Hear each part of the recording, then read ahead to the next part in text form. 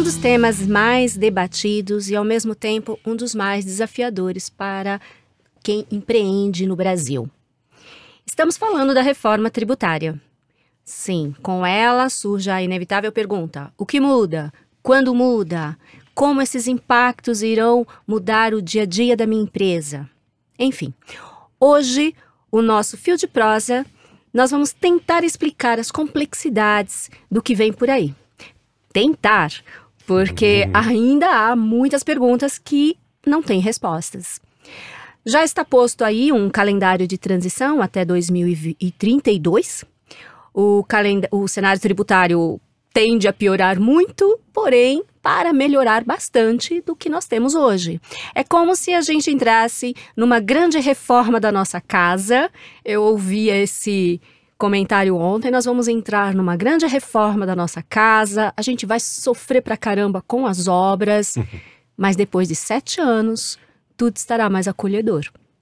Então, prepare-se, o planejamento começa agora. Para explorar os caminhos de uma transição mais segura, trouxemos 2 especialistas hoje, um da casa, um amigo da casa. Então, queria apresentar a doutora Lina Santin, que é advogada, mestre pela FGV, doutoranda pela PUC São Paulo, sócia de Heleno Torres Advogados e especialista em Direito Tributário. Obrigada, Lina, Obrigada por ter vindo. Obrigada a vocês, é um prazer estar aqui com todos. Bacana. E trouxemos uma prata da casa, o Haroldo, que já esteve aqui com a gente do outro lado da bancada, conversando sobre inteligência artificial. Hoje ele vem como especialista porque ele é economista, advogado, doutor pela PUC São Paulo, mestre pela Universidade Federal do Paraná, especialista também em direito tributário, além de ser vice-presidente Corecon São Paulo e o nosso economista-chefe do Sinditêxtil, prata da casa. Obrigada, Haroldo. Obrigado você, Lígia. Obrigado, presidente. É um prazer estar aqui com vocês e com a Lina em especial. Muito bem.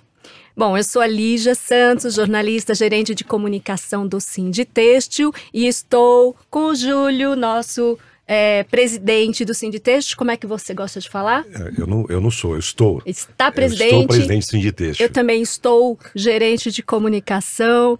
E como nosso podcast é inclusivo, Lina, a gente costuma fazer uma autodescrição para quem não enxerga, tá? Para quem tem deficiência visual.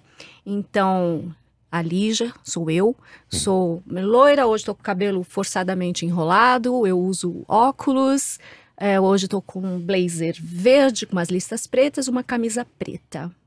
Júlio, como é que você chega hoje? Chego animado. A voz um pouco não, né? Mas, grisalho, 60 a mais, né? Tô de blazer azul e camisa listrada. Xadrez.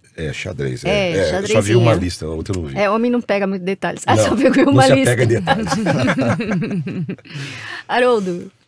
Bom, Lígia, eu tô hoje com um blazer azul, com uma camisa também azul, um tom mais clarinho. Eu sou um homem 50 a mais, metade já, né? 55 na verdade.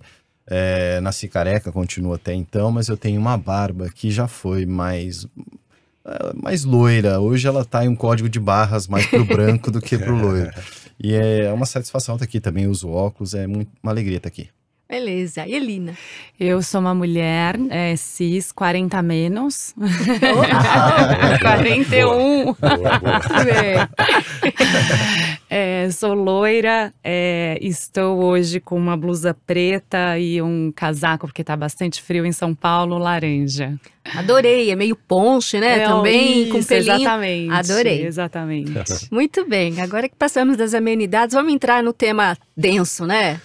Vamos entrar... Vamos começar a reformar a casa. Vamos começar a reformar a casa, começar quebrando as paredes. O que era e o que está mudando, basicamente, Lina? Vamos falar das trocas de impostos aí. Perfeito. Nós éramos o último país, ainda somos, né? O último país do mundo a ter uma base do consumo compartimentada. O que significa isso? Nós dividimos uma tributação sobre o consumo que é única em setores da economia. Então, nós tínhamos um tributo para o serviço, um tributo para a indústria e um tributo para o comércio, mercadorias e os afins do ICMS. Além disso, o PIS e COFINS, que incidem sobre o faturamento, que pegam, né, todos os setores. E a ideia da reforma é justamente trazer essa unificação para que a gente não tenha mais distinções setoriais. Então, acho que esse é o primeiro ganho de simplificação. Infelizmente, a gente não teve uma diminuição substancial do número de impostos, porque ao final do processo legislativo da PEC, que se tornou emenda 132 e também, né, a lei complementar já em vigor, 214, nós optamos pela adoção de um IVA dual. Então, poderíamos ter, né, só um tributo unificando todo, mas teremos dois. Também teremos o imposto seletivo, que é o tributo sobre o pecado, né, assim conhecido popularmente, que basicamente no mundo inteiro ele é utilizado para tributar itens que fazem mal à saúde e ao meio ambiente, preponderantemente derivados do tabaco e álcool, bebidas alcoólicas, mas que há também uma possibilidade de ampliá-lo. E ainda, infelizmente, não tivemos a extinção do IPI. Então, o IPI permanece, né, com essa alíquota zero, porém incidente para todos aqueles, toda a produção industrial que tiveram similar dentro da Zona Franca de Manaus, né? O que, ao meu ver, é um dos maiores erros estratégicos, né, nesse sentido de o mesmo produto, se ele é produzido fora da Zona de Manaus, ele não paga IPI, é isso? Ele não vai pagar IPI dentro da Zona Franca. É o contrário. Dentro da Zona Franca ele vai pagar IPI e fora da Zona Franca ele paga. Quer dizer, buscando proteger a Zona Franca e manter um diferencial competitivo para essa região incentivada, em realidade a gente está majorando a indústria que está fora da Zona Franca de Manaus. Então, eu estou penalizando quem está fora, né? Essa é uma interpretação possível, né, dessa adoção, dessa manutenção do IPI para aquelas empresas que têm similares produzidos dentro da Zona Franca de Manaus. Então, a gente ficou ao final com 4 tributos, né? Além, claro, daqueles fundos que regionais também, que atendem o Centro-Oeste, que hoje tem aquelas contribuições, né, na realidade, que foram mantidas e constitucionalizadas, né? Algo que também se discutia perante o STF, então foi colocada uma pá de cal aí nessas discussões. Mas ainda que a gente tenha, né, um número maiores de tributos do que aquele previsto inicialmente, a gente sai de uma realidade, né, de 27 ICMS, 27 regulamentos, 5 mil e tantos ISS, né? Sai de uma realidade de um IPI para toda a indústria, né? Com toda aquela tabela TIP, então uma complexidade muito grande para uma legislação uniforme em todo o território nacional. Acho que esse também é um ganho de simplicidade, um ganho que a reforma traz, essa unificação. Agora, falar em simplicidade também é difícil, porque não é simples. E também não teve redução, na verdade, para alguns vai ter até aumento, algum setor aí, serviços e tal, vai ter aumento, mas se você botar... Sim, se a gente for colocar, né, a análise de carga tributária, o que a reforma se propôs e foi possível garantir pela emenda constitucional aprovada foi a manutenção da carga tributária global sobre o todo. Então, hoje a gente tem uma arrecadação desses tributos, ICMS, ISS, IPI, PIS/COFINS, em torno de 1,4 trilhões, isso corresponde a um percentual do PIB, né, nacional, e a gente conseguiu passar essa trava para que esse percentual do PIB, essa arrecadação, ela se mantenha e não haja o aumento. Isso é um ganho, né, globalmente. Não obstante, alguns setores que pagavam pouco ou menos ou nada pagarão a pagar, equilibrando então a carga tributária entre setores, né? Assim como, especialmente a indústria que tinha um custo tributário residual da cadeia, que são aqueles créditos que ela não consegue compensar, não consegue reconhecer, e isso vai se tornando custo ao longo da cadeia e faz com que o produto chegue a uma carga tributária muito maior do que a alíquota nominal efetivamente incidente, esses provavelmente terão uma queda né, da carga tributária global. Depois eu queria perguntar quando que essas coisas começam, mas você fala desse ponto, depois a gente fala de ponto que eu acho quando. importante é que muitas vezes quando a gente olha a carga tributária do consumo, pelo histórico da incidência atual no Brasil, o produtor, né, o fornecedor, nós prestadores de serviço, o industriário, o comerciante, ele muitas vezes introjeta essa carga como sendo dele. Né? Então, ele vai dizer a minha carga tributária. E, na realidade, quando a gente fala de tributação sobre o consumo, a gente tem uma mudança de lógica. Na realidade, essa carga tributária não é sua. Toda a cadeia produtiva ela tem que ser desonerada. Né? Você só está repassando isso para o consumo final. Então, você pode ter um impacto, seu preço poderá ser aumentado, no caso, especialmente do setor de serviços, né? Já adiantando aqui um pouco o nosso papo. Mas o fato é que isso é uma repercussão econômica que vai ser sentido pelo consumo desses itens, né?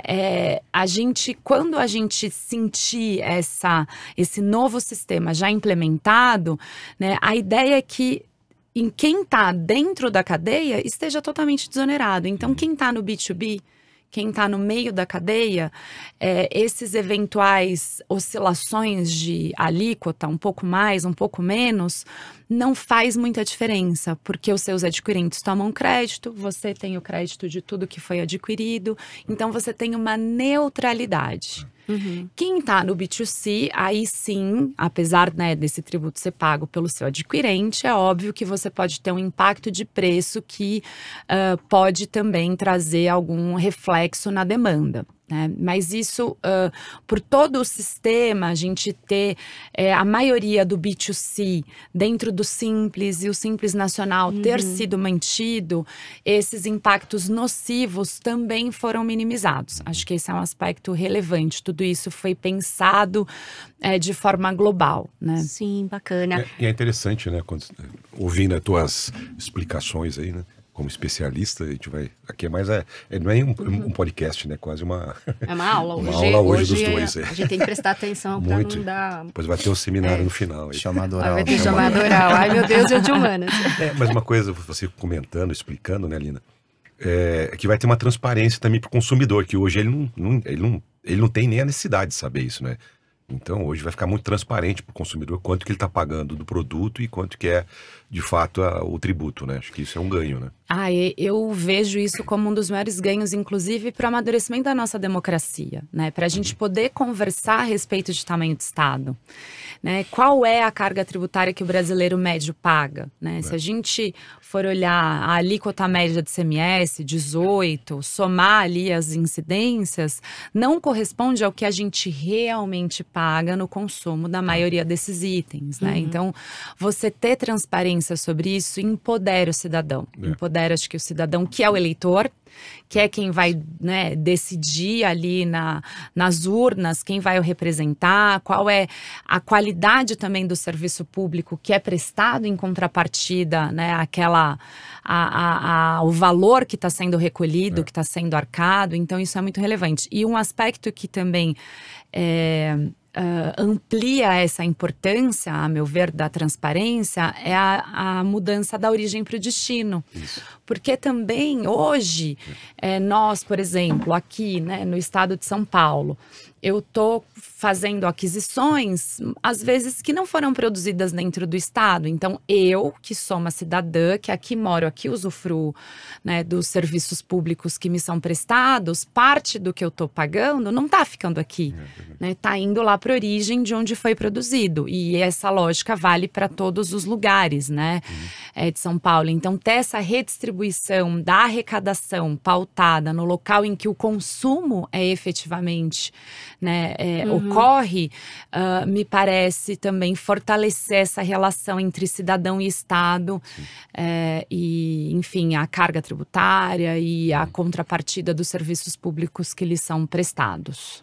A Lina tocou em vários pontos que merecem abrir e criar subtítulos e começar a destrinchar quando ela tocou no Simples, é uma coisa cara para todos nós, porque a nossa cadeia tem muita gente do Simples. Eu queria que o Haroldo até trouxesse esse ponto e destrinchasse e trocasse uma ideia com a gente. Bom, antes de falar do Simples, Lígia, eu acho que vale a pena também a gente trazer a questão de por que a gente precisa fazer uma reforma tributária, né? Já que a gente ficou tanto tempo tentando fazer e não conseguiu fazer, né? Eu ouço isso quando eu era criança, né? Falar da questão da necessidade de uma reforma tributária no Brasil e nunca assisti isso de verdade, né? Então, acho que alguns aspectos vale aqui mencionar, especialmente pensando do ponto de vista da indústria. Primeiro, a gente precisava ter um sistema tributário mais próximo dos nossos concorrentes internacionais, especialmente os países da OCDE. Lembrando, a indústria sofre muito mais esse nível de concorrência porque ninguém sai daqui de São Paulo e atravessa e vai lá para a Extrema, por exemplo, para cortar o cabelo, para fazer um serviço específico, né? Para ir no dentista porque é mais barato. Você não faz isso. Agora, certamente, produto industrial, você acaba tendo essa modificação de consumo, tendo em vista a origem do produto, o nível de tributação. E, inclusive, a indústria concorre com os produtos internacionais, né? Então, acho que isso era fundamental fazer. A carga tributária brasileira, segundo o Tesouro Nacional, é da ordem de 33%, aí somados, né? Renda, todos os tipos de tributação. E a carga que vai vir agora no novo modelo de IBS-CBS é da ordem de 28%, mas com a possibilidade de aproveitamento de todos os créditos. É uma alíquota nominal, mas que provavelmente vai ser muito inferior a isso, aquilo que no limite as empresas vão ter que recolher, porque vale lembrar, a professora Lina mencionou muito bem, quem paga o tributo no limite é o consumidor, já que a gente está falando de tributo sobre consumo. Então, acho que isso é fundamental dizer. Um outro ponto que eu gostaria de trazer é que esta é uma reforma que necessitará de outra. A gente fez uma reforma sobre o consumo, sobre a tributação sobre o consumo, e a gente vai precisar discutir seriamente a questão da renda, sob pena de continuarmos sendo um dos países mais desiguais do mundo. Então, preparemos aí todos nós, porque vai ser um debate muito, muito grande mais adiante. Mas, fundamentalmente, eu diria que dois aspectos são mais relevantes para nós do ponto de vista industrial. O primeiro deles é acabar, ou pelo menos mitigar muito os efeitos da guerra fiscal. Isso era terrível. Você tem diferentes ineficiências econômicas, né, que a gente chama de externalidades negativas, que vêm a partir desta guerra fiscal. A primeira delas, o ideal para uma indústria é estar próximo dos seus fornecedores, próximo dos seus clientes, e num lugar em que você seja fácil escoar a sua mercadoria, que você tenha todos os insumos ali à sua disposição. A gente tem isso em São Paulo, por exemplo, mas perdeu-se muito do tecido industrial brasileiro, já que a gente está na casa do setor têxtil, né? Perdeu-se muito do tecido industrial brasileiro e paulista em especial por conta de uma guerra fiscal que dividiu a ineficiência do país por outros estados em especial. Então, isso é uma questão muito importante. A doutora mencionou claramente ali que a gente tem uma tributação hoje lá no destino e não vai adiantar fazer benefício fiscal porque quem está pagando tributo é lá no limite. Agora, voltando aqui ao aspecto principal que foi colocado, né, que é a questão do Simples Nacional, que a Lígia mencionou. Uma grande parcela das empresas do nosso setor são do Simples Nacional. Claro, as empresas maiores, evidentemente, elas não têm capacidade de ficar nesse modelo, mas a miríade, especialmente de empresas de confecção, que são os clientes fundamentalmente das empresas têxteis, estão no Simples Nacional. E quem pensa que não haverá mudanças no Simples Nacional não prestou atenção ainda.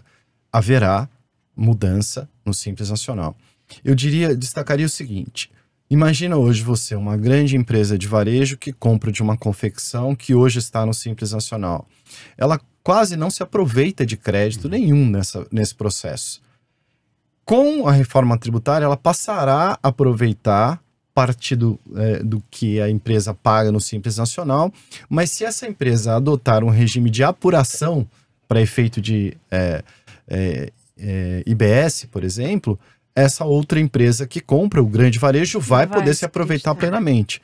Eu imagino a força, o poder de barganha destas grandes para pedir para que o outro faça essa adesão. Isso vai exigir sistemas, isso vai exigir contabilidade mais custosa, porque vai ter mais uma forma de apuração. E eu queria dizer o seguinte para o nosso empresário, né? Prepare-se, já está tarde, para quem não começou a preparar a equipe, sistema, etc., porque a nota fiscal já muda em dia 1º de janeiro de 2026, embora não tenha um efeito tributário ali, mas você já vai ter que criar os campos específicos para isso. Portanto, Júlio, parabéns aí pela iniciativa de fazer mais esse podcast. A gente precisa de verdade orientar o nosso empresariado, porque ontem num comitê lá do Sinditêxtil, eu vi um empresário falar, mas isso aí não preciso me preocupar, isso vai acontecer paulatinamente, eu preciso me preocupar basicamente lá em 2033. Nossa. Não é muito verdade. Foi um pouco disso que ele mencionou, né? Então é importante esse processo nosso até de catequizar e de trazer esse tema e chamar atenção. É isso, Lígia, num primeiro apanhado, acho que é isso que eu posso contribuir. Mas eu fiquei com umas dúvidas, porque eu me lembro que a gente sempre falava que o nosso calcanhar de Aquiles na indústria têxtil era justamente essas empresas que não queriam crescer, aquela síndrome de Peter Pan, não queriam sair do simples e acabavam abrindo vários CNPJs, né? Isso dificulta a qualidade, a entrega e tudo mais. Com essa possibilidade delas deixarem o simples e ir para o lucro real, eu queria que você me falasse, até para convencer as empresas, das vantagens, além de poder fornecer crédito para o seu cliente. Você sair do Simples Nacional para o lucro real é custoso do ponto de vista da área da contabilidade. Você vai ter inúmeras obrigações acessórias que elas não morrem enquanto não morrerem os tributos. Correto, doutora? Até então 32, você vai ter que continuar, né? E o seu contador provavelmente vai olhar para você com ódio, porque ele vai querer aumentar muito o valor da sua contabilidade e você vai mudar muito a forma de trabalho. Então provavelmente vai ter dificuldade. O que a gente está falando nesse primeiro momento, Lígia, não é sair do lucro do Simples Nacional e ir para o lucro real ou para o lucro presumido imediatamente. É você aderir apenas a esta possibilidade de apuração destes novos tributos numa conta de débito e crédito desses tributos para você passar o crédito integral para o seu comprador. Então é disso que a gente está falando.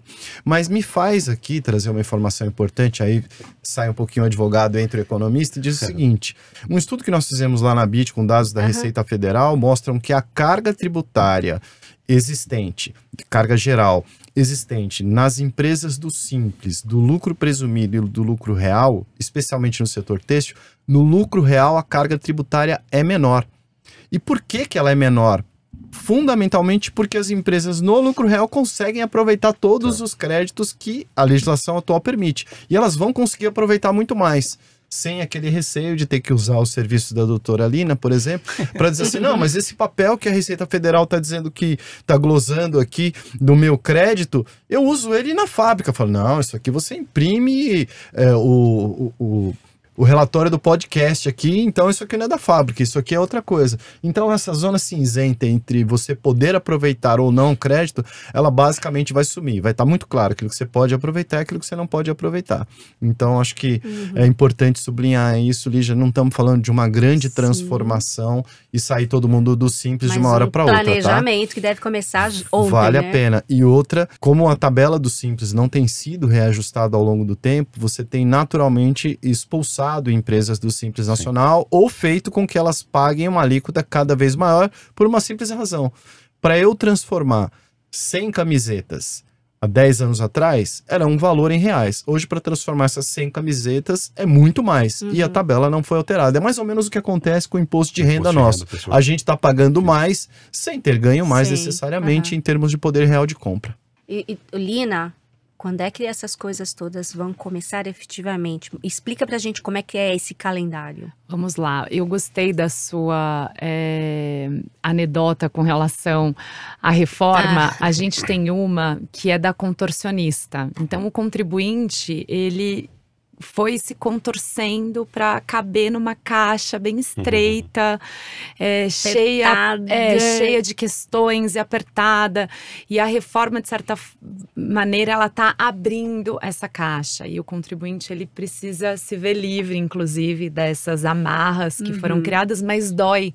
sair da caixa, né? Porque você esteve preso e apertado. Então, é essa dor, né, que nós estamos passando e estaremos ao lado dos contribuintes para ajudá-los, né, nesse momento de adaptação. Essa comparação da casa nem é minha. Eu aprendi ontem com o Ângelo De Angelis. Ele é maravilhoso, que então. também deu uma aula incrível sobre isso. E aí eu, réis mortais, jornalista que não entende muito, entendi tudo. Fez Foi muito muito bem legal. de parafraseá-lo. Ele é incrível, meu amigo querido. E a ideia, então, como adiantou aqui o professor Haroldo, em 2026 a gente vai ter o período teste, que é esse período muito importante para a Receita Federal e para o Comitê Gestor, para que eles consigam aferir quanto que cada ponto percentual desse novo tributo tem capacidade de arrecadar. Então, vai ser através dessa obrigação acessória, dessas informações que os contribuintes vão fornecer, que a gente vai poder fazer o cálculo da alíquota. Enquanto a gente não tiver esse primeiro teste, esse cálculo ele ainda não é tão apurado. Já em 2027, a gente já tem o IVA federal vigente.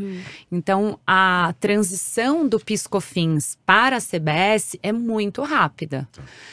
Que é uma transição realmente menos dolorosa, né? A gente tem muito contribuinte que já está no regime não cumulativo, com todas essas restrições de crédito, né? De insumos que vão eliminar. Então, em tese, você sai até para um regime mais simples. Quem está no cumulativo vai passar até uma operação de crédito e débito, uma obrigação maior, mas se relacionando com Receita Federal, né? Uma coisa talvez menos difícil, né?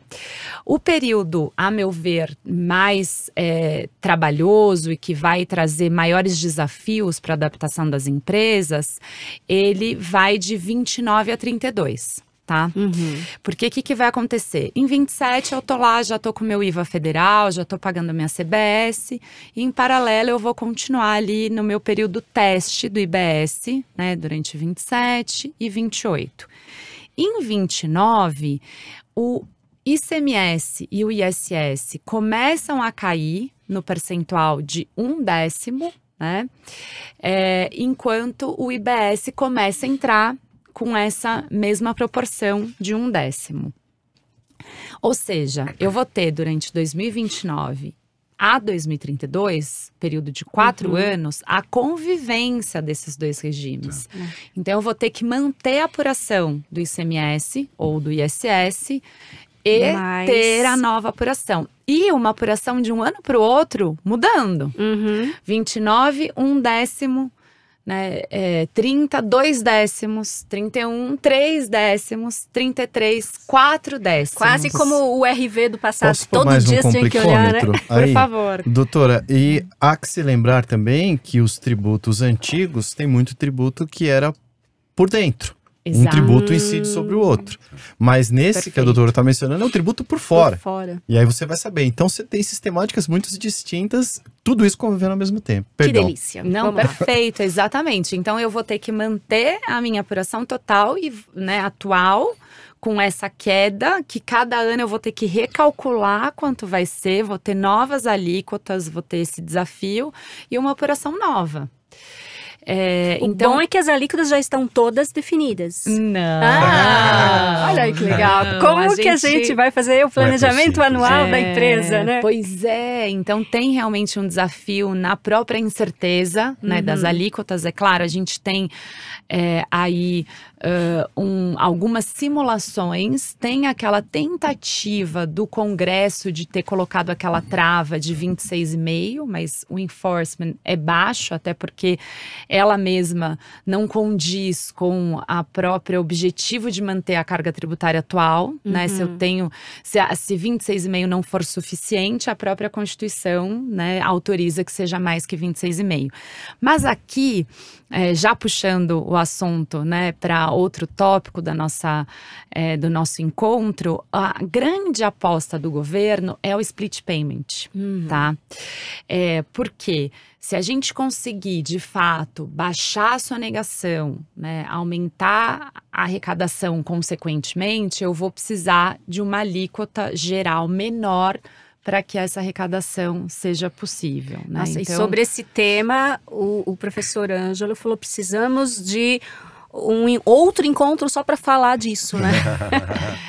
Não, o split payment, ele é uma ideia bastante revolucionária no aspecto do pagamento dos tributos, porque eu retiro a responsabilidade do fornecedor de recolher. Então, no momento em que o adquirente efetua, né, a liquidação financeira da operação, automaticamente eu já tenho esse dinheiro destinado, né, para quem de direito, Receita Federal ou Comitê Gestor, né, parte.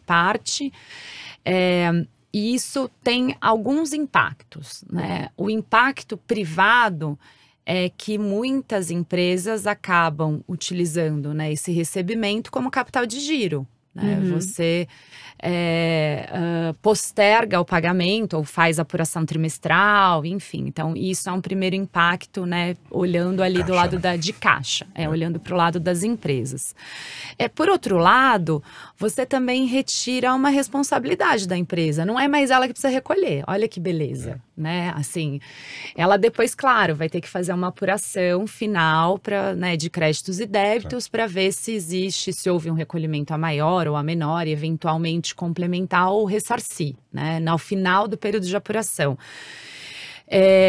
Mas para o adquirente, você traz uma segurança muito grande na tomada de crédito. Porque hoje um dos grandes problemas que nós temos, né, além de todos os conceitos de insumo e essas zonas cinzentas, né, legislativas, o que dá e o que não dá crédito, é que muitas vezes o crédito de um adquirente de boa-fé, ele é reconhecido, mas não há o efetivo pagamento, né, pelo fornecedor. Então, ele é um crédito vazio, né? Isso é um problema para todo mundo, porque a Secretaria de Fazenda tem que devolver algo que não foi recolhido para ela. Acho que é importante ressaltar a segurança para o adquirente, porque quando o próprio adquirente, no momento em que faz a aquisição, ele mesmo paga o tributo daquilo que ele vai tomar crédito, então é um crédito inquestionável, né? E com isso também a gente acaba tendo menos tendência à glosa dos créditos, seja pelo pagamento, seja porque muitas vezes essas glosas ocorrem porque é uma forma também do Estado garantir a arrecadação, né? Então, a gente tem hoje, né, uma sistemática que é nociva para todo mundo, né? A Fazenda fica sem arrecadação, o contribuinte que toma crédito tem o crédito glosado, o fornecedor de má fé ou aquele que a gente chama de notário, né, que ele só emite nota para dar crédito também, provavelmente não vai ter mais espaço, e eu coloco todo mundo em condições concorrenciais iguais, né? Acho que isso é muito importante também. Infelizmente, a sonegação muitas vezes leva empresas que querem estar em compliance ter dificuldades de concorrer com as mesmas condições econômicas, né? Já que você tem alguém que está predatoriamente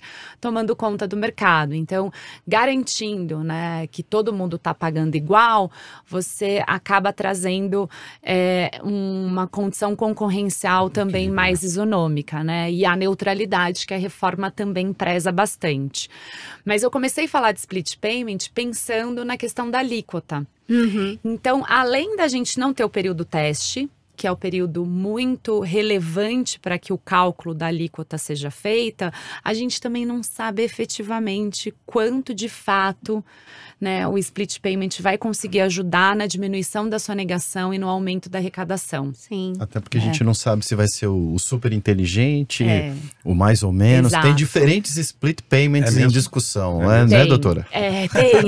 Tem diferentes. Precisamos fazer um outro evento para isso mesmo.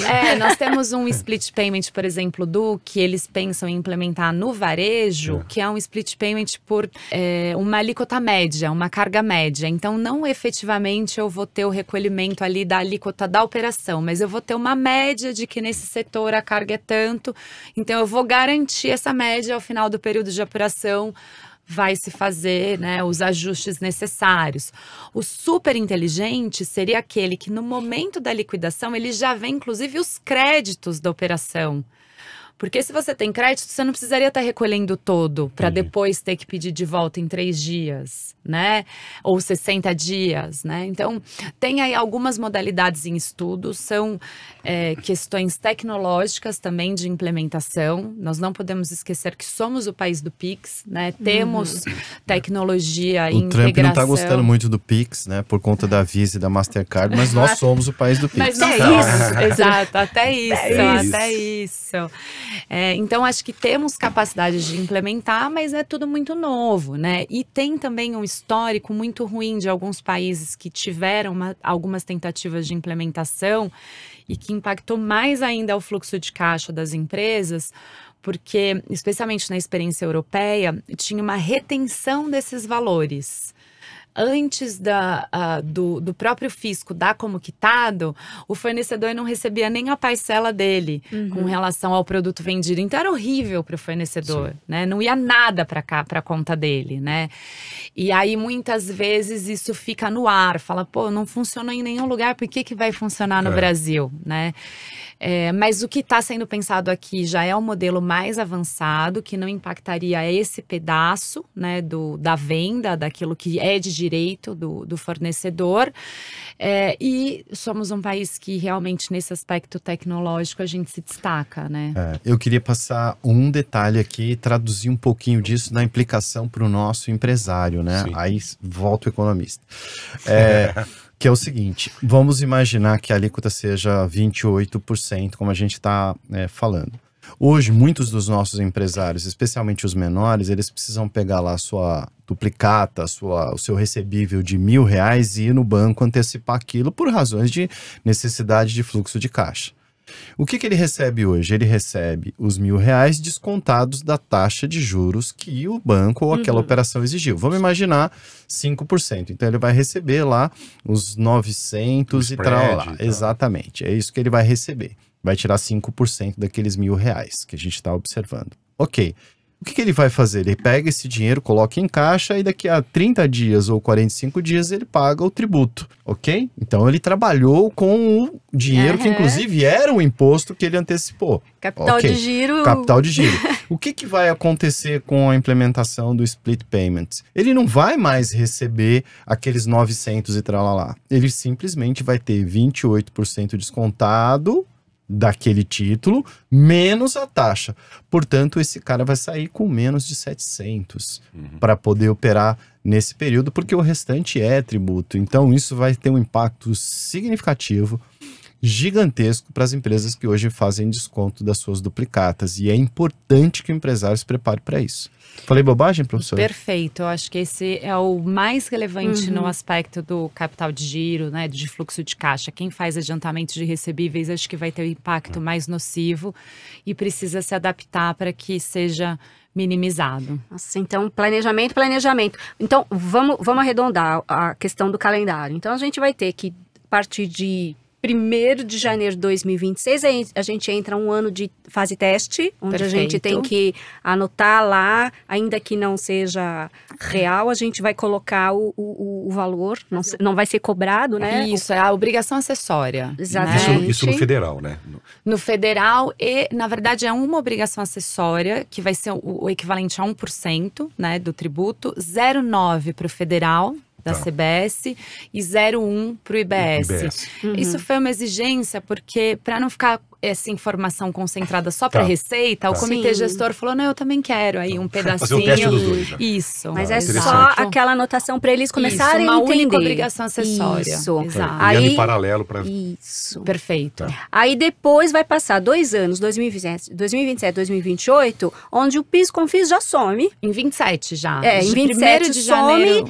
Isso. Então, 27, já 28 já vai, entra a IBS e tal. Entra só a CBS. CBS. Isso, que é o nosso IVA federal. Que é o federal, porque Isso.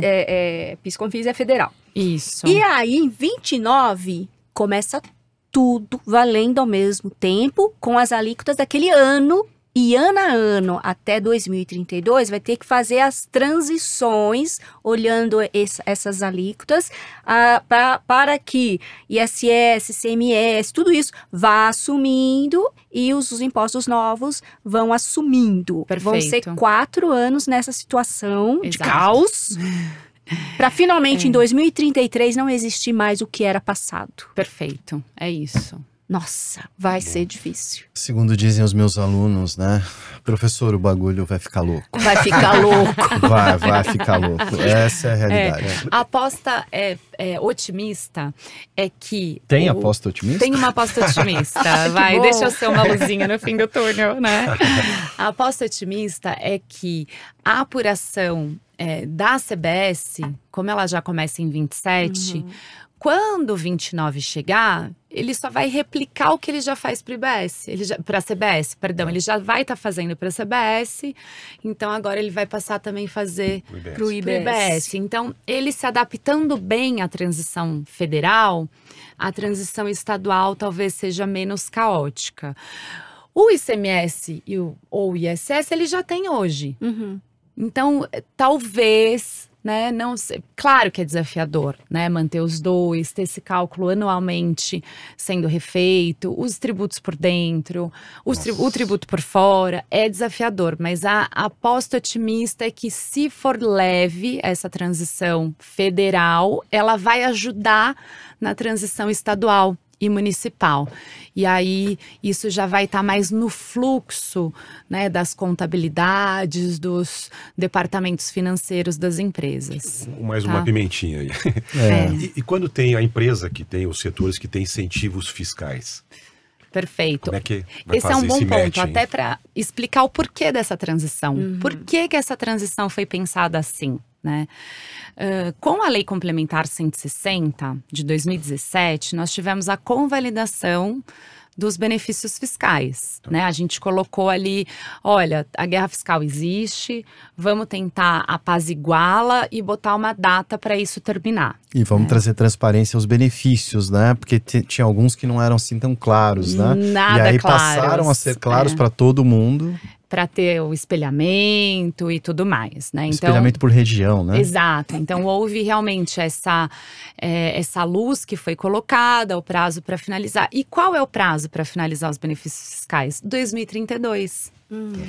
Então, quando foi pensado que a gente extinguiria o ICMS, né, para substituí-lo pelo IBS, caso esses benefícios fiscais fossem extintos antes de 2032, o Estado teria que indenizar essas empresas, porque era um direito adquirido, né? Muitas se mudaram só por isso, Exato.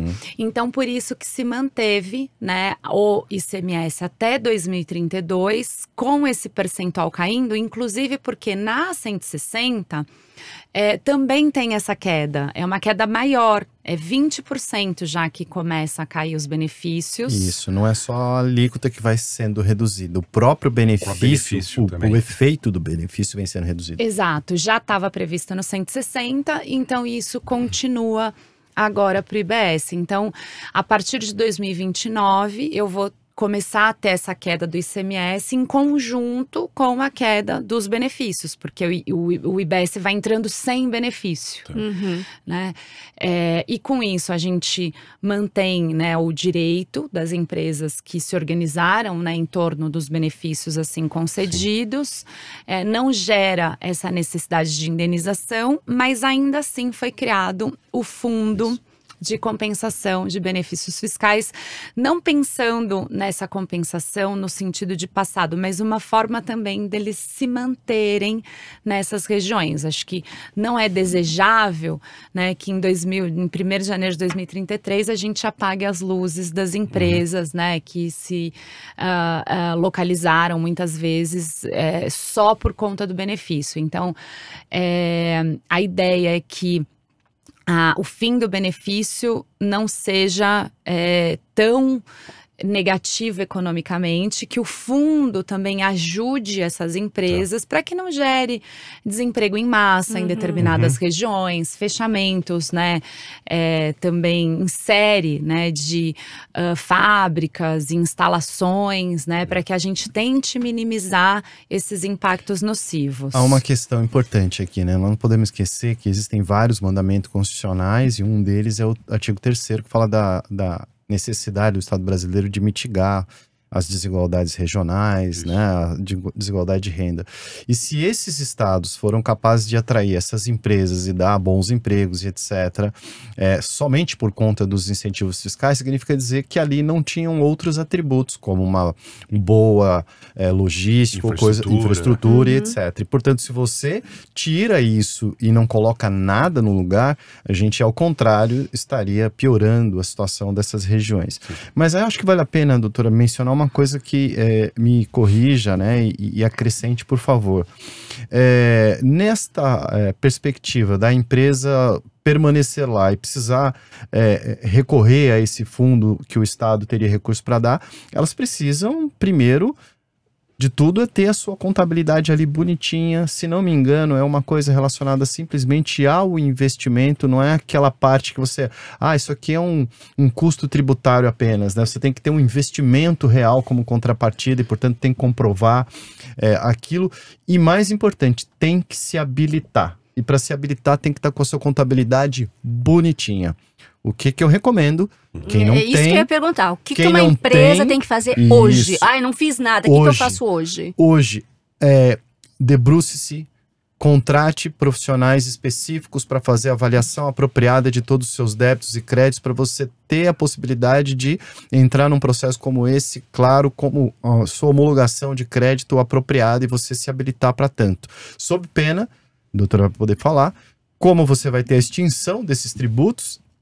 Se você tem crédito acumulado, eles também são extintos. Como é que você faz para se habilitar com isso? Como é que você faz para apurar apropriadamente isso? Então, eu queria sugerir, eu falei isso um pouco ontem no nosso comitê da casa, e aí eles pediram até mais informações e tal, e eu acho que esse podcast aqui tem que mandar direto para os comitês da casa, falar, vejam, etc.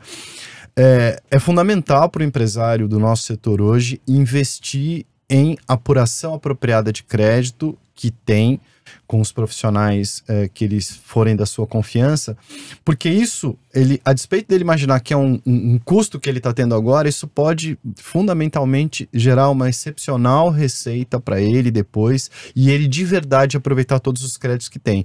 E nós sabemos, Júlio, a gente já trabalhou em temas para empresas específicas do nosso setor, tem muita empresa nossa com crédito acumulado. E não pode ter aquela zona cinzenta, esse crédito vale ou não vale? Excepcional cuidado na apuração vai ser fundamental para esses próximos passos, né, doutora? Perfeito. Então, Haroldo e Lina, o ideal é que por exemplo, eu sou uma empresa de média para grande, eu tenho a minha própria equipe interna e eu não tenho um contador externo, mas eu sou também aquela pequenininha que eu uso um contador externo. Então, vamos pensar nessa que usa um contador externo. Ela vai ter que contratar um serviço adicional para esse contador para fazer todo esse levantamento, porque isso não é do dia a dia. Não é do dia a dia, né? Mas se o contador fez o trabalho dele devidamente apropriado, é mais fácil de fazer aquela apuração. Mas aí cabe, aí os contadores que me perdoem, né? Cabe aquele cuidado que o próprio advogado vai ter. O que acontece? Você tem mudanças que são infralegais, que às vezes passam desapercebidas para a área da contabilidade, especialmente quem é contador de massa, não é de uma empresa específica, que você vai deixar perder oportunidades ali que estavam postas, como é o caso, por exemplo, da transação tributária, né? Muitas vezes você vai falar, o contador vai te alertar disso. Não, é um advogado que vai te alertar disso. Fala, tem uma oportunidade de você pagar um tributo menor e cumprir todas as suas obrigações. Então é fundamental. É uma equipe multidisciplinar, quase. O contador, ele é essencial na auditoria dos créditos, né? Mas o advogado é que vai dar o subsídio legal para dizer qual crédito crédito é ou não é válido, muitos que passaram despercebidos, como disse o professor Haroldo. E voltando para essa questão dos fundos, eu fiz aqui, gostaria de fazer algumas colocações, né, que a gente tem, basicamente, tem os fundos específicos da Amazônia, de desenvolvimento regional, mas pensando no âmbito nacional, foram criados 2 fundos, né, o Fundo Nacional de compensação dos benefícios de ICMS. Que é isso que vocês estavam falando. Que é esse específico das empresas. Então, em que a empresa que hoje tem benefício, né, com oneroso, por prazo certo, todos aqueles requisitos da Lei Complementar 160, pode se habilitar.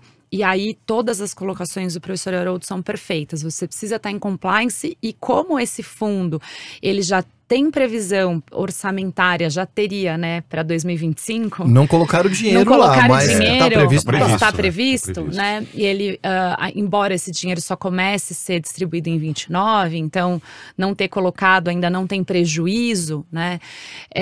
Quem se adiantar, quem tiver à frente tem muito mais chance de receber, de fato, alguma compensação desse fundo. Em paralelo a isso, nós temos o Fundo Nacional de Desenvolvimento Regional, que ele não é um fundo destinado para as empresas, ele é um fundo destinado para o poder público, para que o poder público incentive dentro do seu território a expansão ou novos investimentos. Então, os estados e os municípios terão à disposição esse fundo. Ele é um fundo que não tem prazo para acabar. O de benefício de ICMS, ele acaba. Ele tem começo, meio e fim, tá? Ele começa com 8 bilhões, ele vai até 32 bilhões, depois ele cai. Quando que ele acaba, a data? Ele acaba em 2000 e me foge 40, agora. 42, acho alguma coisa assim. 42. Provavelmente. Ele vai fazendo phase out, né? Isso, ele tem o phase in, phase out e ele acaba. O Fundo Nacional não.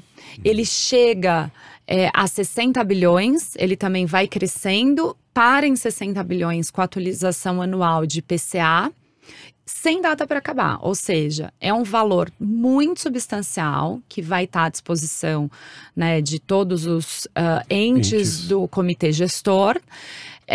E que poderá ser destinado para esses projetos que atendam os requisitos. Por hora, nós não temos a regulamentação ainda desse fundo, mas nós já temos os ditames constitucionais, que são empreendimentos com alto poder de empregabilidade, que invistam em novas tecnologias, que tenham uma pegada ambiental. Externalidades positivas. Externalidades positivas como um todo, né? Nada muito diferente do que a gente já conhece hoje para concessão de benefício fiscal, né? Não é uma forma indireta de ter uma guerra mas é fiscal o que o professor implícita? Na verdade, não é só atingir a população. É para desenvolver regiões, entendeu? Porque você não vai diminuir o tributo pago, mas, por exemplo, você tem uma fábrica, você está pensando em expandir, né? Eu preciso expandir, eu tô com mercado, tô com demanda.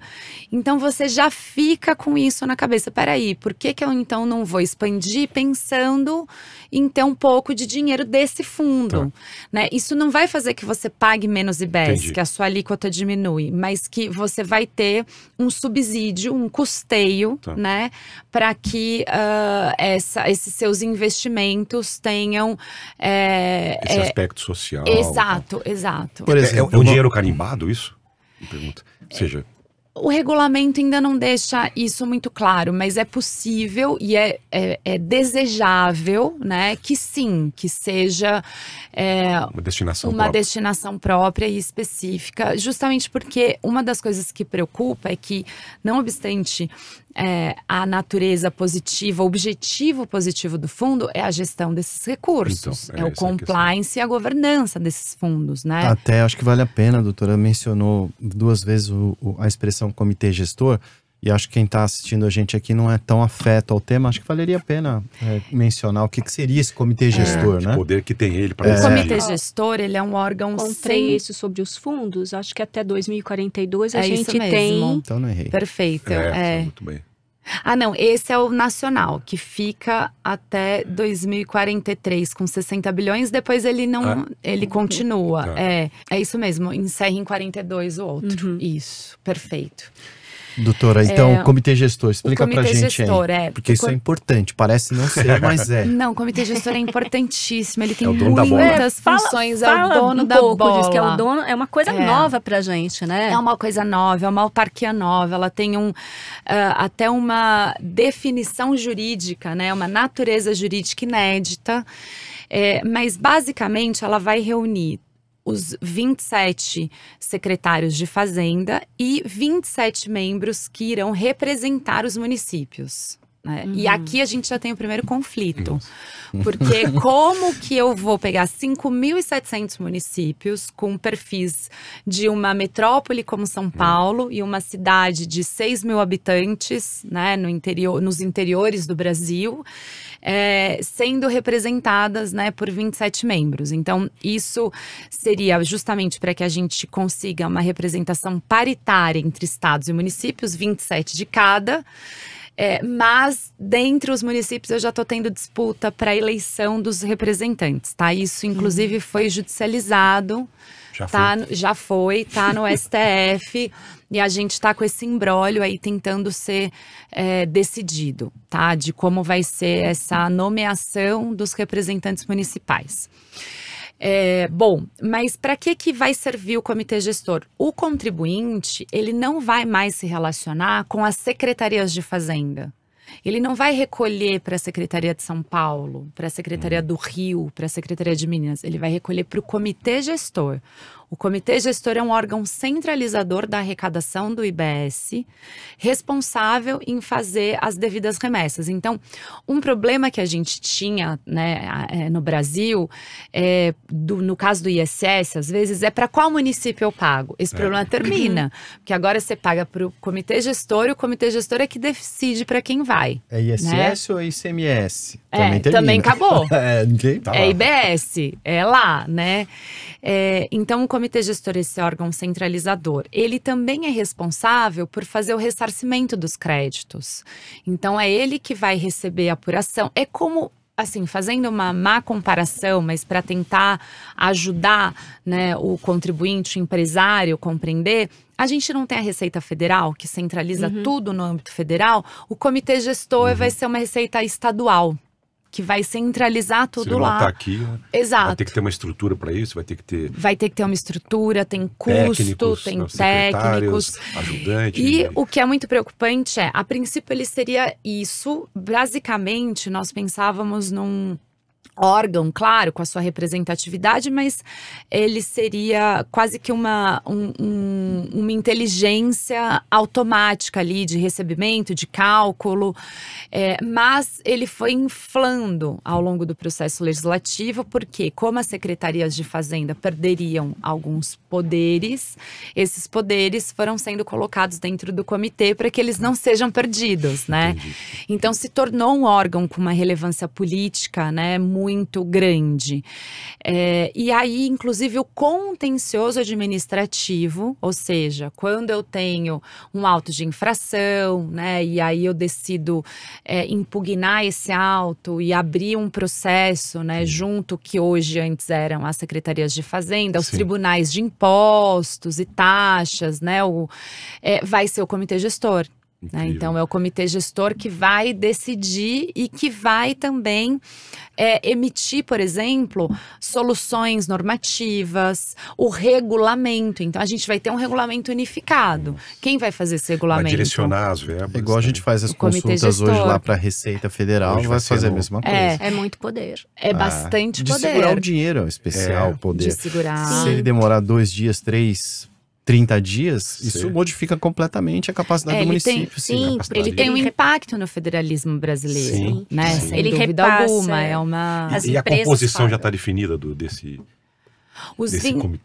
Os 27 representantes de Estado são os secretários de Fazenda. E aquilo que você falou, aí falta então definir. E aí são 14 municípios dos grandes municípios e 13 dos pequenos, né? Que são duas confederações. Que é essa discussão que está já judicializada já. Que é essa discussão, exato. Porque aí que acontece? São duas confederações, associações que representam os municípios. Entendi. E aí os pequenos municípios, que são maioria maioria se deram conta E que eles provavelmente estariam... são os que vão perder receita, porque não é mais na origem, sim no destino. Eles se deram conta que eles estariam, de certa forma, subrepresentados, né, sim. num órgão que tem um poder político grande, né? E aí, por isso que criou-se esse litígio entre eles. Mas tem algum representante de sociedade organizada, entidades patronais, ou é mais só nesse... Acho que é mais um problema público mesmo. né? Gestão de pública. gestão pública, Interessante. exato. E passa meio que... Esse não é um assunto que é muito debatido. E né? esse Exato. ponto que o doutor Haroldo falou dos que vão perder é muito curioso, porque né, São Paulo sempre se posicionou como quem vai perder. Né? E a gente vê cálculos distintos, né? Tem todo um movimento que fala, não, São Paulo tem um mercado consumidor enorme, então se ele perde na produção, ao mesmo tempo ele ganha no consumo, né? Mas alguns municípios muito pequenos, que às vezes têm, né, fábricas e extremamente relevantes que trazem esse dinheiro. Então, a gente não tem uma homogeneidade, né? Eu tenho casos e casos. Né? O que a gente consegue ter certeza é que, a despeito de ter essa primeira onda, né, que é simplesmente olhar onde é o mercado consumidor, e aí São Paulo provavelmente evidentemente tem o maior mercado consumidor, você tem uma outra que eu vejo como um efeito de segunda ordem, que é, hoje as empresas estão lá em Extrema, por exemplo, porque tem uma vantagem tributária específica em estar lá. Como isso vai sendo reduzido, o cara vai olhar assim, olha, eu vou para São Paulo. Então tem essa questão da segunda ordem também. Pode ter uma grande movimentação Sim. nacional das empresas, não? Por isso a importância desses fundos para tentar ao menos mitigar esses efeitos que podem ser penosos, né? Por exemplo, Júlio, o que eu vou fazer, né? Eu tô lá, imagina uma empresa nossa, do nosso setor, que tem 3 mil funcionários, a gente tem empresas desse tamanho, espalhadas pelo Brasil, 3 mil funcionários numa cidade, o que ela faz hoje, doutor? Ela paga o convênio médico para o trabalhador, que é um dos grandes desafios de contratar pessoas do nosso setor, né, na indústria, no Brasil está difícil contratar gente, mas uma coisa que o trabalhador dá muito valor é o convênio médico. E aí a sua empresa está lá. Imagina se essa empresa sai de lá, o que vai acontecer com aqueles 3 mil famílias que estavam sendo atendidas pelo sistema privado de saúde? Uma parcela significativa vai para o sistema público. O que o prefeito faz com isso? O custo é gigantesco para ele dar uma assistência. É um impacto. É um impacto muito grande. Então, precisa de verdade desses fundos para poderem compensar isso. E um bom prefeito, um bom administrador público vai conseguir observar isso e, por exemplo, olha, eu vou aqui então fazer o seguinte, eu vou investir em saúde e educação, que é uma coisa importante para as empresas, vou ter as melhores notas e atendimentos, e as empresas que estiverem aqui instaladas, elas podem, por exemplo, não precisa de um plano de saúde, porque isso não é um problema nesse município. Sim. E é um custo menor para a empresa, e a empresa faz a avaliação e fala, poxa, Perfeito. olha, isso aqui vale a pena manter a minha fábrica aqui, porque esse custo que era gigantesco deixou de ser. Ou seja, olha que reais importante. infraestruturas que Exato. o município tem a oferecer. Exatamente. E aí você tem aquela questão, né? Eu estou com a minha fábrica aqui instalada porque a infraestrutura é apropriada, não por conta da guerra fiscal. Eu acho que esse é o propósito. Outro Nossa, nível. eu acho esse ponto muito relevante, né, para o crescimento mais orgânico do nosso país, né? E nesse aspecto, a gente precisa lembrar que o sistema tributário, ele de certa forma foi sequestrado para fazer política pública de uma forma equivocada. Por quê? É uma forma fácil de você atrair investimentos, considerando, ainda que seja ilegal e inconstitucional, né, considerando que era um instrumento que estava à disposição dos governadores e dos prefeitos, ele foi utilizado e ele tem um efeito populista muito grande. Eu atraí a fábrica tal aqui para o nosso território, eu trouxe, né? É muito populista, é isso muito mesmo. populista, eu gerei tantos empregos, eu fiz isso. Só que a gente não tem um tribunal de contas ou um órgão adequado para falar o seguinte, muito bem, senhor governador, o senhor fez uma renúncia de 1 bilhão, e esse valor, sabe quanto retornou para a economia? 100 milhões, quer dizer, seria muito melhor que o senhor tivesse, né, arrecadado esse valor e reinvestido em infraestrutura, né, no crescimento, que traria um crescimento muito mais orgânico, né, para a economia local, do que isso que foi feito. Então, hoje, pegando o seu gancho dos bons políticos, né, os bons políticos, eles precisam estar atentos para essa nova forma de atração de investimento. Não será mais através da renúncia fiscal, será através do gasto no investimento, né, no dinheiro transparente. Então, qual, né, o plano de governo? Eu vou trazer fábrica para cá? Vou como? Vou trabalhar por mais rodovias, por mais... vou restaurar a ferrovia, né, tem tanta coisa que o Brasil é carente. Né, doutora? Políticas públicas baseadas em evidências nunca foram tão importantes como serão a partir de então. Nunca, porque elas ficaram em segundo plano diante da guerra fiscal. A guerra fiscal era muito mais fácil. Sim, né? É interessante, né, fazendo paralelo que vocês comentaram, né, que as empresas precisam se planejar, né, se preparar para essas mudanças. Os entes públicos também deveriam fazer o mesmo trabalho, a mesma lição de casa, né? Já, se não fizeram ainda, né, já estão atrasados, né, para fazer esse planejamento estratégico, porque vai mudar. Vai mudar. Não tem volta, vai mudar. Não então, se eles mantiverem a mesma mentalidade anterior, não vai funcionar, né? Perfeito. Eu ainda queria voltar para o poderoso comitê gestor, porque ontem foi falado umas coisas, mas não entendi sobre uma questão que eu acho que poucas pessoas estão falando. Então, você tem lá o comitê gestor que vai receber os pagamentos de IBS e tal, e ele vai repassar isso aos tesouros estaduais, municipais, vai dar os créditos das empresas que acumularam. Mas tem um item que falou que ele também vai dar cashback à população de baixa renda. Como é que seria isso e por quê? A ideia do cashback é tentar diminuir a regressividade da tributação sobre o consumo, né? A tributação sobre o consumo ela é regressiva, ponto, né? O copo, ele tem o mesmo custo e a mesma carga tributária para uma pessoa miserável, uma pessoa classe média e um milionário. Então, se todo mundo está pagando o mesmo tributo sobre o mesmo item, significa que ela é regressiva, né? Porque ela pesa muito mais para quem tem menos. Então, o que a gente faz, né? E é obrigação, né, de quando você pensa num sistema tributário, em diminuir os efeitos regressivos, né?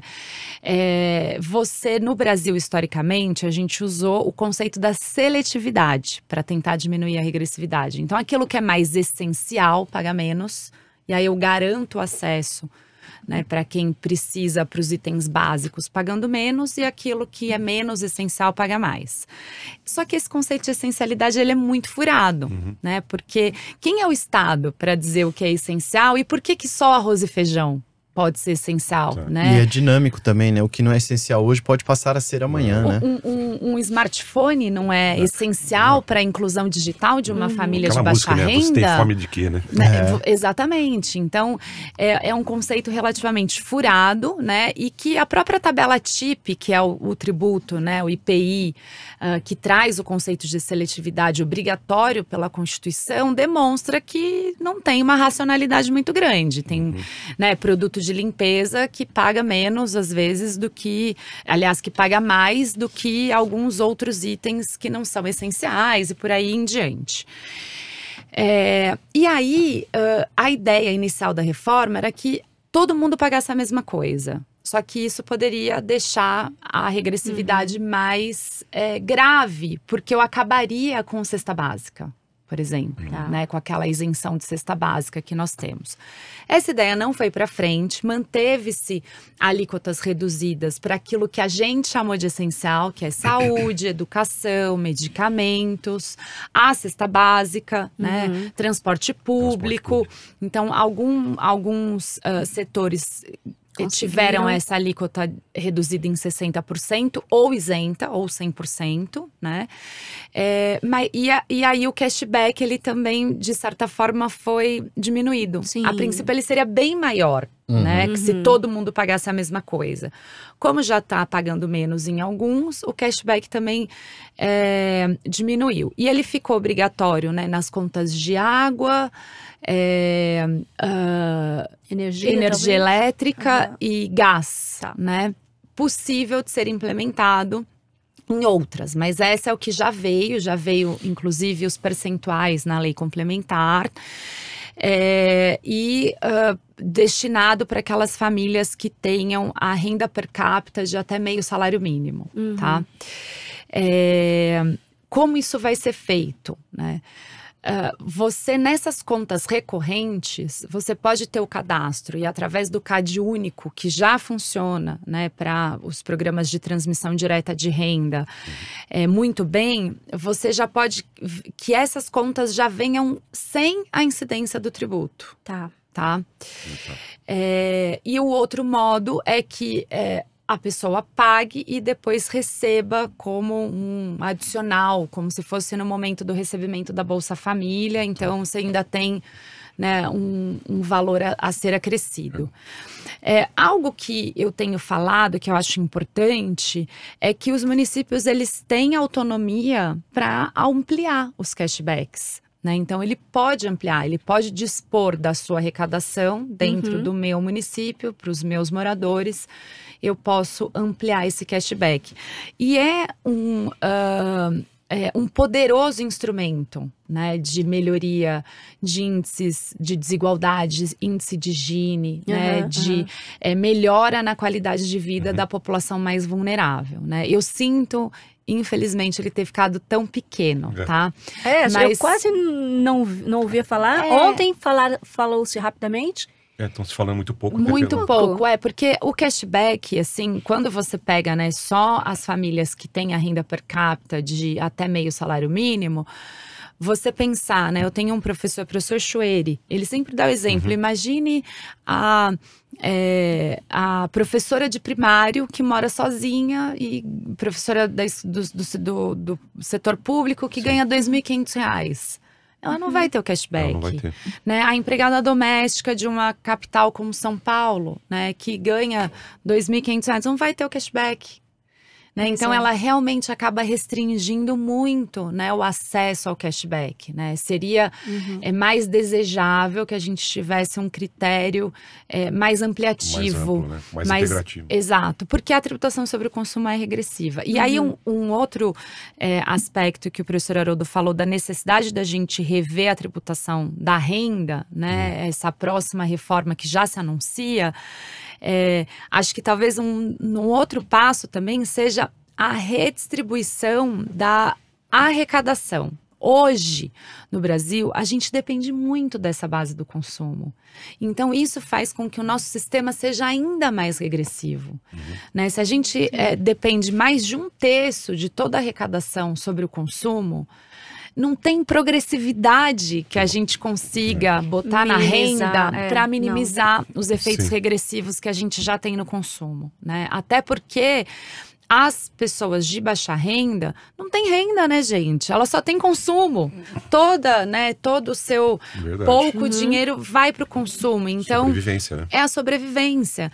Então, é ali que a gente precisaria trabalhar realmente para diminuir a regressividade. Melhor equidade nessa situação. Uma equidade maior do nosso sistema tributário. Eu vejo só também, além disso, doutora, uma preocupação importante, né? A doutora mencionou aí, en passant, a questão do Pacto Federativo, que é um problema, né? Que o Brasil, isso vai envolver o Pacto Federativo, né? E por conta dessa tributação sobre consumo e serviços, né? Sobre bens e serviços, a gente também teve uma mudança da dinâmica da arrecadação. Hoje, a gente, mesmo uma sociedade que ainda não ficou rica, está usando muito mais serviços agora do que usava anteriormente. E, portanto, parcela dos estados que cobrava ICMS, que ganhava sobre ICMS, perdeu parcela da sua arrecadação porque você migrou para muita coisa em relação aos serviços. A gente ia jantar, almoçar fora de casa. Hoje você faz um delivery e consome ali o streaming da TV. Isso aí é ISS, né, basicamente. A economia digital como um todo, né? A economia digital, os serviços, o software que você use, etc. Tudo isso, então, foi incrementando essa questão do ISS, tirando recursos do ICMS. Por outro lado, muitas das obrigações que foram sendo criadas aí ao longo do tempo, elas ficaram para os municípios, ficaram para os estados de maneira má distribuída. Não existe uma boa distribuição. Então a arrecadação foi para um lado e a obrigação de prestar serviços foi para outro. A gente acaba ficando ali muito dependente disso. Então, acho que o Pacto Federativo, de uma forma geral, está sendo necessária uma rediscussão sobre ele. Muito bom. É uma discussão que, na verdade, não tem fim, né, Júlia? A gente puxa um fio desse novelo e nunca mais acaba. Dá para passar não é? Amanhã, Como diz o Fernando, uma semana. Você puxa uma pena e vem uma granja. Né? Vem a granja inteira. É isso mesmo. A gente já está com mais de 1 hora aqui de conversa e teria tantas coisas que a gente ainda precisa falar, quer falar. Mas vamos aí ter muito tempo, né? Porque a gente, o Sinditexto vai continuar trazendo esse tema, seja por workshop, seja por podcast, nas nossas reuniões trazendo especialistas. A doutora Lina já foi lá na nossa casa, já falou com os empresários, vai precisar falar de novo, assim como o professor Ângelo de Ângeles também. E o Haroldo, que está lá o tempo todo, já há algum tempo, tentando falar com as pessoas. Se prepare, Mas santo de casa é difícil fazer milagre, né? É muito difícil. Espero em Deus aqui que Santa Lina consiga chamar a atenção do nosso empresariado e falar, gente, presta atenção, a gente precisa de verdade. Vai chegar dia 1º de janeiro de 2026, você acha que nada mudou, sua nota fiscal já vai ter que ter mais campos. Pois é. Você vai ter que saber apurar isso aqui, mesmo que você não tenha necessariamente que pagar, você já precisa estar preocupado com esse tema. Infelizmente, né, acho que não é só no nosso setor, quando dói no bolso, aí a pessoa corre, vai lá. E aí, às vezes, tem que recuperar o tempo perdido. E tem um trabalho prévio para ser feito para que doa menos no bolso, né? Eu acho que aí, pegando esse gancho, acho que vale a pena a gente voltar numa segunda fase aqui do nosso podcast, ainda sobre esse mesmo tema, né? De repente, nesses aspectos mais de orientativos, né? O que seria interessante que a gente orientasse mesmo, né? Nos próximos passos aí da... Eu já tenho algumas sugestõezinhas, quando for as palavras finais, aí eu dei algumas sugestõezinhas. Já vamos passar para elas. Então, gente, já me antecipando aqui ao Haroldo, vamos encerrar aí com as nossas palavras finais para a gente conseguir concluir, senão aqui não termina. Haroldo, vai que você tocou no assunto. Começo, né? Então, a principal coisa que eu tinha que falar para a nossa audiência aqui é que a reforma tributária, a despeito de todos os problemas que a gente colocou aqui, muita gente, e eu acredito, ela tem a capacidade de transformar a economia brasileira como foi ali semelhante ao que aconteceu com o Plano Real. Naquele momento a gente teve muita dificuldade, o RV, como é que faz, como é que não faz, etc. E hoje a gente vive num processo, num país muito melhor, com uma taxa de inflação minimamente civilizada. Então acho que é isso que vai acontecer mais adiante.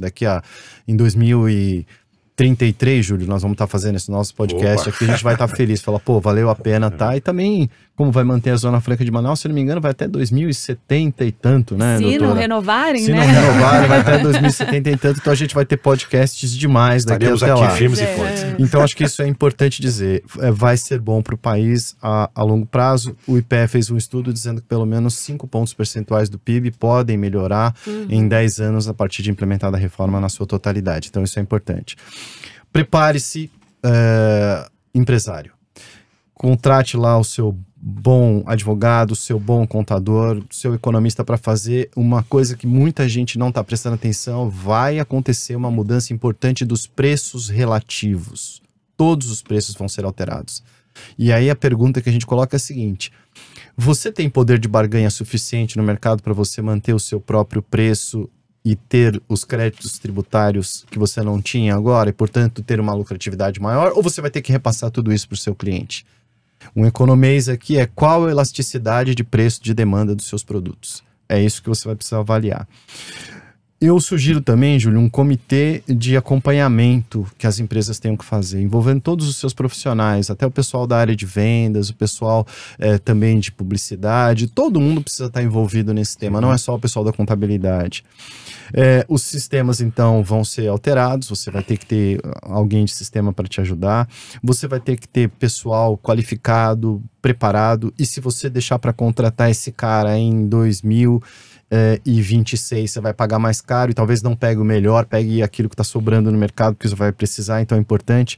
Uma outra questão fundamental: novos e velhos contratos precisam do olho atento de profissionais, de forma que você vai ter que rediscutir, por exemplo, o equilíbrio econômico-financeiro do contrato, né? Sob pena de termos problema. E por último aqui, pensar na questão da logística, da instalação da sua empresa e da compra dos produtos. E mais, quantos clientes você tem que são Simples Nacional e quantos fornecedores que estão na mesma modalidade tributária, porque isso você pode pensar, fala, poxa, se esse conjunto de produtos que eu compro do Simples Nacional hoje, se passarem a me dar crédito, vai ser muito bom. Então, eu já vou começar com o meu fornecedor, fiel e importante. Olha, eu quero que assim que possível você faça adesão ao Simples com apuração total de débito e crédito do IBS e CBS. Então, são essas as minhas dicas. Muito bem. Doutora Lina. Eu assino embaixo das palavras finais do professor Haroldo. Eu acompanho o relator. Eu devia ter vindo só para falá-las, só isso, né? Foi perfeito. Todas as colocações, realmente. Só tenho a agradecer ao convite aqui. Muito obrigada, Júlio, Lígia. Um prazer estar contigo, Haroldo. Prazer é meu. Fico à disposição de todos. Todos esses aspectos que foram colocados realmente são muito relevantes. As empresas precisam acompanhar e em conjunto, isso às vezes está só no jurídico, está só no tributário, né? E tem que estar no setor de finanças, o setor de compras, informática, marketing. Realmente você tem que ter todos os profissionais envolvidos, o impacto total no preço, no modo de compra. Quando o professor Haroldo fala, né, os contratos velhos, os contratos novos, né, hoje a gente tem um preço que a gente calcula com a incidência tributária por dentro, né? E a gente vai ter esse preço agora líquido de tributos. E aí como vai ficar isso na repactuação? Então hoje você pode estar fechando um contrato que é válido por 3 anos, que estará vigente quando a CBS já vai estar ali.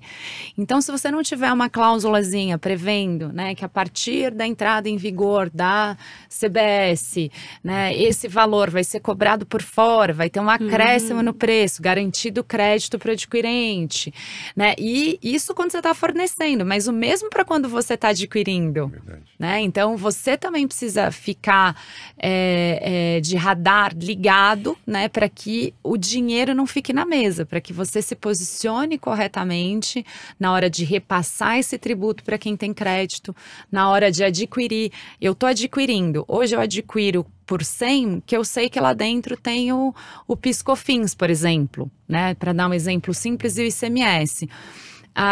Tá bom, depois vai ser por fora. Se eu pago 100 hoje, eu não vou querer que seja 100 mais o IBS e a CBS. Eu quero que desse 100 ele tire o que era o PIS/COFINS, o ICMS, e aí sim acrescente o por fora. Então tem uma repactuação muito relevante. A gente não pode deixar para ficar refém de quem estiver melhor preparado. Tem que se preparar para não deixar esse dinheiro na mesa. Muito bom. E preparado é aqui, né? Um podcast sensacional. Eu estou ao mesmo tempo como participante e como ouvinte aprendiz aqui.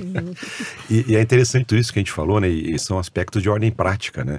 Então, nós falou de comitês, né, das empresas, super importante, todos esses cenários que vocês trouxeram, né, que a doutora Lina trouxe também.